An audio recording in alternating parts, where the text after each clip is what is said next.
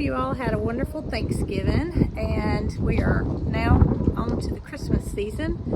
Marycarl and I went to a pigeon show a few weeks ago, and she brought home some new breeds of pigeons.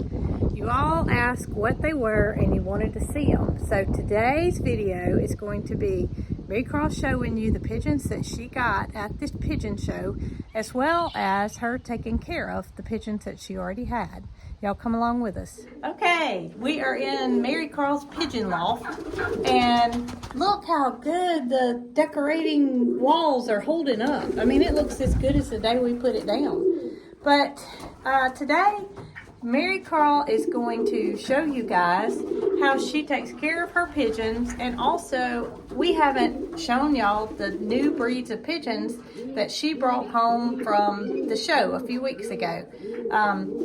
What breed is it that's in here? Classic old frills, and I've got a few new Birmingham rollers in here. Okay, so there's classic old frills and a few new Birmingham rollers that she's very proud of that are in here.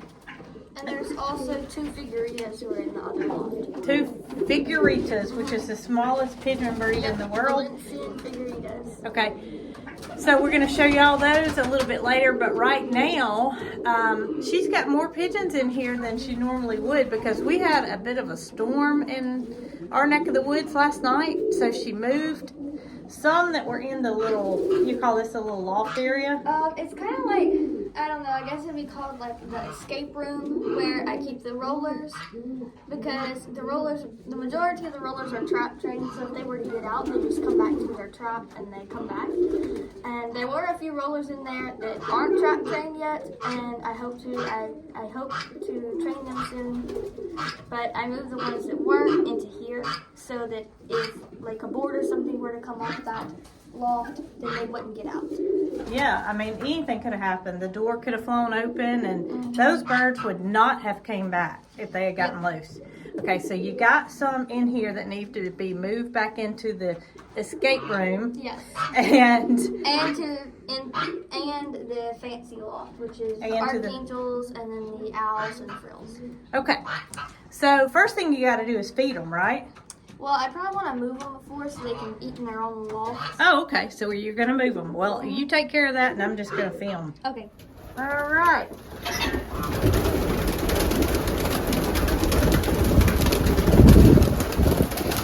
Oh, almost got it. Who's that? This is a roller. This is a roller, and he goes outside. Yep. So you just tossed him out there so he could go back to where he belongs. Yep. How many do you have in here you got to move? Let's see, I've got like, I don't know, maybe 5, 6 rollers and 2 classics. So you got about 7 more to catch. Yeah, something like that. All right, so who you got here? Got 3. 3. Who are they? This one is a classic old frill, and I'm just going to put him in a box. Okay, because we're going to talk about him, right? Yep. And these are rollers. Rollers that you already had? This one is a new roller. A new roller? This one is one I've had. Okay. It's a Sprout. Sprout. So out they go. Let's see what came up. More rollers. More rollers that don't belong in here. Yep. And here, one I've had. And then these are 2 new ones. Uh-oh, I didn't show it. 2 new rollers? Yep. Okay. So back you go, because the sun is shining and no more storms. Right? Yep. And also, I've noticed that when the wind blows really hard, that trap door cannot fly open a little bit. Oh, yeah. So that's why I put them in here. Well, you were smart. I didn't even know you did that. All right. Here's Shadow. He doesn't know. He just stays in here. How many more you think? Let's see. I've got the plastic on through. I see a roller over there. There's a roller right there. I think that's it. See. And a lot of people were talking about the lights when we put them in here. They were concerned that they would get hot. These are new style LED lights, and they have a plastic cover over them that, I mean, you can literally, Marycarl, touch it. You can literally hold it in your hand. There's no heat that comes out of it. There's no danger of fire starting or anything happening, or we wouldn't have put them in here. So I just wanted to show that while Oh, the pigeons are near the lights. That's the classical frill, so it goes in here, so you can talk about him in a few minutes, right? Now this is actually a bird that I took to the show. Ah, this is one of the ones you showed. Yeah, What's his name? Dottie. Dottie. It's pretty grizzled. And Dottie did not show well. Yeah, he won last place, but That's okay, you had fun Yeah. while you were there, right? I did. Well, to me, Dottie is a beautiful bird, but He what is. was his long? Okay, They're not typically supposed to be that long. They're supposed to be, like when he stands, his tail is about that far from the floor. You want their tail to be about that far from the floor. So he's a little bit off. So you learned some things at the show that you did not know. Yeah, but one thing, he is a flying breed. He's a flying roller. He's not a show roller. He's a flying roller. Because, like, look at his wings. He's got really, really, really long wings. And So there's a difference in a flying roller and a show roller. show rollers, they're more of like a rounded. You can see like his head's kind of more like that little. Like the show rollers are a bigger, more like beefy breed, I guess you'd say. They're the same breed. They're just show and flying. Okay. So one of the first things that Mr. Ellis said when he picked up that bird is this is a good flyer. Yeah, like when he saw him, he even said that. So that's amazing to me to know the difference by just looking at their body form. Yeah, and we'll show you some of the birds I got from Mr. Ellis. And show the differences. Yeah. Maybe you should hold this one and show one of the ones you got from him to show the difference. Yeah, I'll do that. Okay. Derby? I think almost everybody knows who Derby is. And Derby's a good flyer, right? Yeah, he's pretty good. He's more of a tumbler than a roller, but I like to see him fly. Okay. And Derby is the one that we show in the videos kind of often. Because he is the roller. He is the one that does the backflips. He's the roller of the bunch. All right, so Derby goes out. Yep. All right, Derby, bye. Got anybody else in here you need to catch? That's all of them. So you have moved the roller that you brought to the show, who was Dottie, Yeah. with Mr. Ellis's bird that he gave you at the show, which is, does he have a name? Not really, not yet. Not a name, okay. So you wanted to tell about the differences in the body, right? You can really see how Dottie is more of a long bird. He is, let's see, let me get him this. His tail goes upright when he's like nervous. When he's relaxed, his tail goes down. And you can see the other bird, he's more his head's a lot rounder than Dottie's. And he is like, his neck's bigger, his body's more rounded, I guess you'd say. And Dottie's, he's just like, he's long. So would this bird that came from Mr. Ellis not fly well? I don't know about that. I really don't know. You can't fly him here yet because he's not been here long enough to know where to come home, right? Right. You can fly rollers because they won't go back to their home. But typically you want to wait a little while and then you gotta train them and all. But yeah, you can really see the difference there. Yeah, I mean, he looks like a bodybuilder compared to this one who is like a runner. Yeah, That's right. That's the differences in the body. I mean, Dottie kind of gives off like almost like a racing homer style body.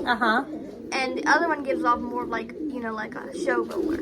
Okay, so a roller is a bird that actually rolls in the sky, right? Typically, yes. And a roller can be a bird that doesn't roll.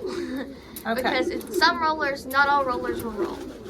But a good roller will roll. Yeah, they'll do something called like a forget what it's called, but where they just like drop down.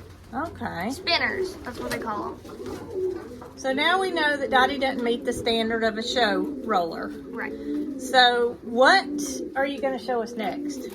Let's do the classical frills. Classic old frills. Okay, so this is a breed that you had been wanting, right? Yes. Tell us about it.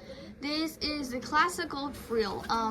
The bigger one in the corner right there, that is a male, and he actually won best of breed out of, I don't know how many classical frills you think it was, maybe 40? Yeah. Around 40 classical frills, and his color is bluette, and he's a little bit splashed because he's got a little bit of a dark color on his back. But this is the hen that I got with him. And she is also a bluette, but as you can see, her chest frill is a little bit, I don't know, tiny. She's breathing hard right now, but you can see his frill. It's really... I don't even know what a frill is. What's a frill? The little flower-shaped thing on the front of their neck. But you can see his frill is like really big, and it's out to both sides, and hers is just kind of a few crooked feathers. But I'm hoping that these will pair up, and they already are paired up, but maybe have some chicks. And Mr. Charlie gave you these, right? Yes, and I actually named the male Charlie. The male's Charlie. And the female is Cosa. Cosa. Okay, well, they're beautiful birds. And what made you want this breed? I hadn't been debating on German Owls or classical frills, and I kind of found that I like the classical frills better. They're, I don't know, I guess they'd say cuter breed to me. They've got feathered feet, and I'm not a big fan of feathered feet, but they have grouse muffs instead of, like big muffs like the fantails. But yeah, I like the classical frills. Well, I would say that bird that won best of breed is probably a good place to start with your stock, right? Yeah. So here is one of the Figuritas, and he is molting. He doesn't have a tail, and he's got little bald spots everywhere. But wait, molting means that they're shedding their feathers and getting ready for the new year, right? Right. And you can see he's just kind of wimpy right now. But you can get a point of how tiny he is. Show him in comparison to your hand. All right, look at that. Look at how little he is. He is the smallest pigeon breed in the world, right? Yes, and he has a mate as well. He has a wife, okay? So Mr. Ellis actually won these in a raffle. Right. And we had bought a bunch of tickets to try to win them, but we were unsuccessful. But it really didn't matter because Mr. Ellis gave you this pair of birds, right? Right. He didn't have anywhere to put the Figuritas, so he just decided to give them away. All right, you want to grab the hen and show her? Sure. Okay, so this is the Figurita hen. Right. And she's a beautiful little girl. She is. She's a grizzle. A grizzle. Yeah, she's got like some little bars, and I like those bars right there. But you can really see the colors. She's a beautiful bird.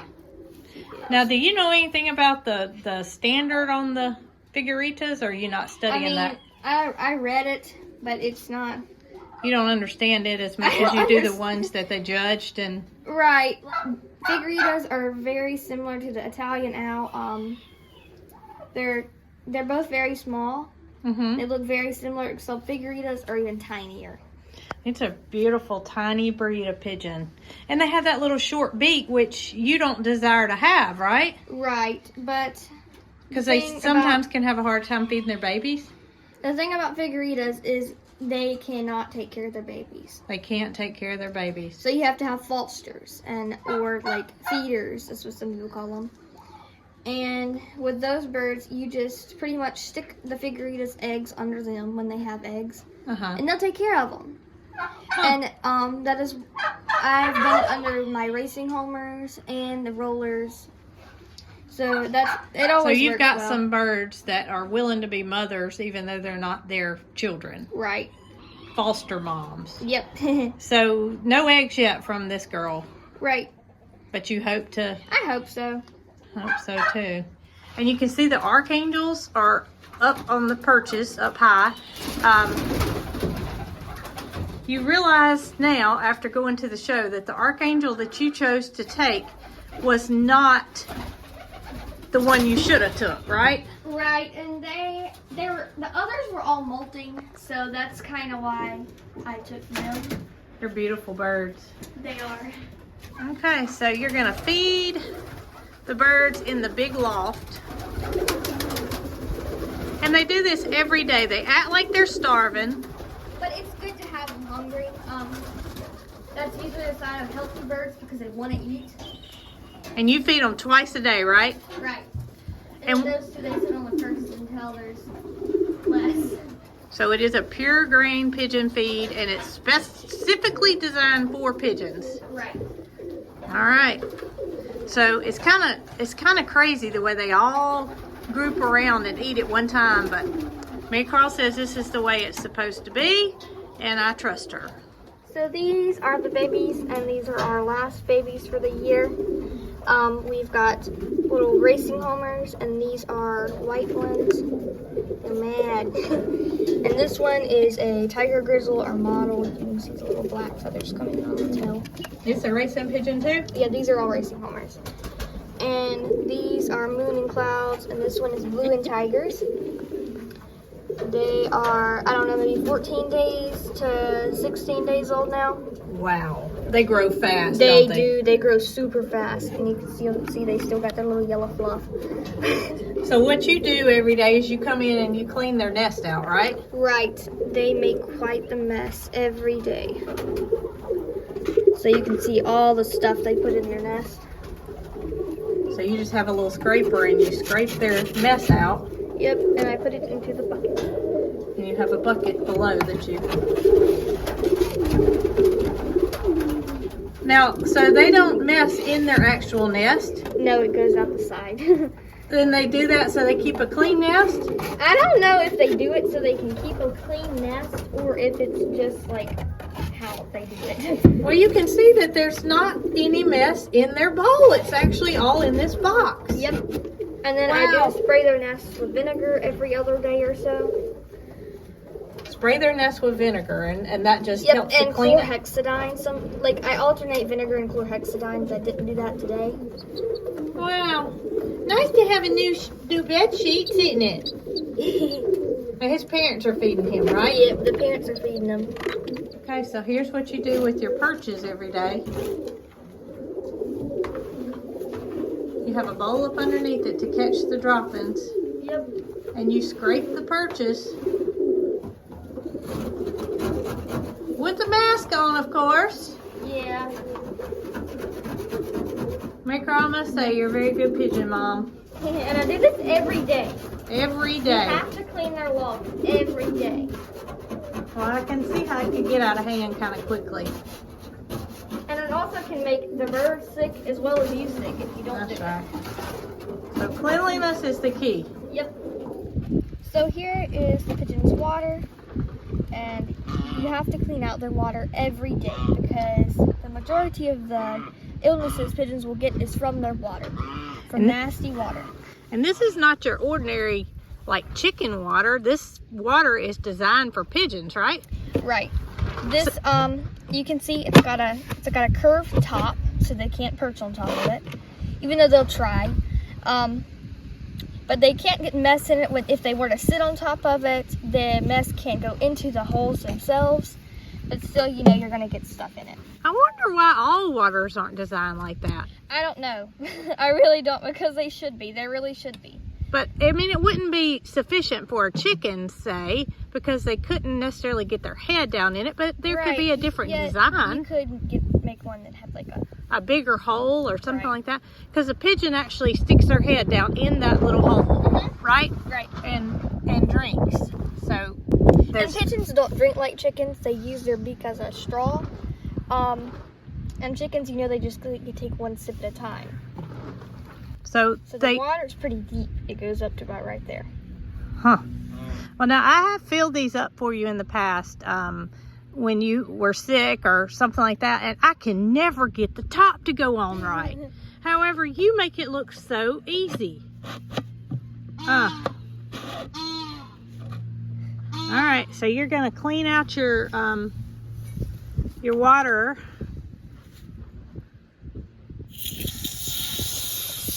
And I try to clean it out once or twice a day. Now here's something I always put in their water, and that is apple cider vinegar. It also keeps the water fresher. Yeah.